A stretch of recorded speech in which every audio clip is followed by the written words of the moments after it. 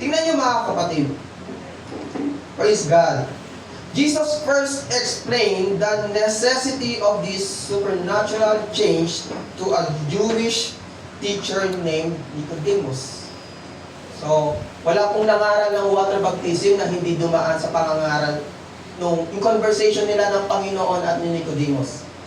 Naalala ko nung mga kapatid, bago pa ako sa Panginoon, di pa ako baptized noon. Lagi itong binabanggit ng tito ko.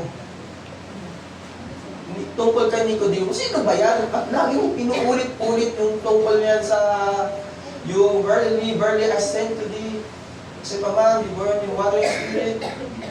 Lagi inuulit ng aking tito. Hindi ko alam, kaya pala inuulit. Napakahalaga. Tingnan niyo mga kapatid, yung conversation nila.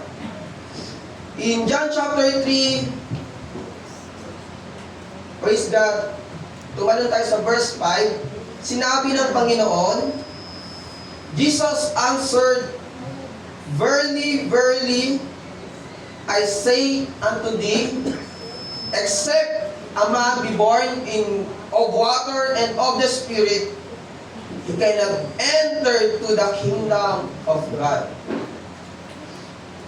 Doon pa lang mga kapatid na pinakita ng Diyos yung kahalagahan ng bautismo.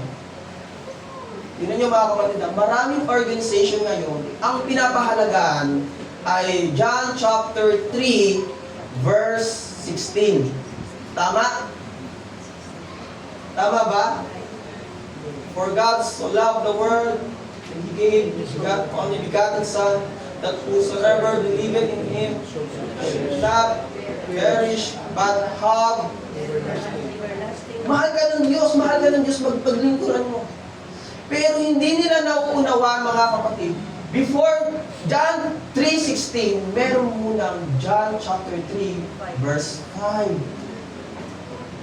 Na kailangan mong mag-obey, sumunod sa pagbabautismo para makapasok ka ng langit. Sa 3:16, ang topic na doon, kapahamakan. No? Mahal ka ng Diyos, ayaw kanyang mapahamak. Sa 3:5, ang topic ng Panginoon, hakbang para makapasok ka sa langit. No? Salamat sa Diyos. Lahat ng naririto, nauunawaan ang kahalagaan ng bautismo. Amen? Amen. Praise God. So, sa pa mga kapatid, no? Ang Panginoon ay hindi po siya nagsasaysay ng hindi mahalaga, mga kapatid. Praise God. Kapag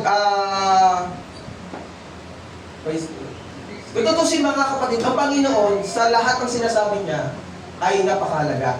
No?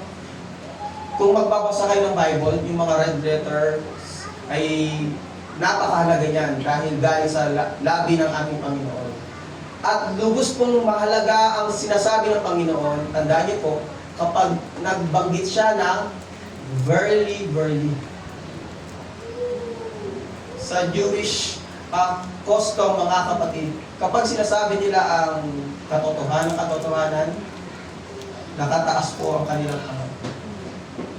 At ang point nila doon, saksi ang Diyos sa langit. Kaya, nung sinabi ito ng Panginoon, hindi ako nagsisinungaling. Napakahalaga nito. Kaya sa verse 7, John chapter 3, verse 7, ano ba sinabi? You must be, binanggitan ng Panginoon yung kinakailangan na hindi pwedeng mawala ang kapanganakan sa tubig at espiritu para makapasok ka sa langit.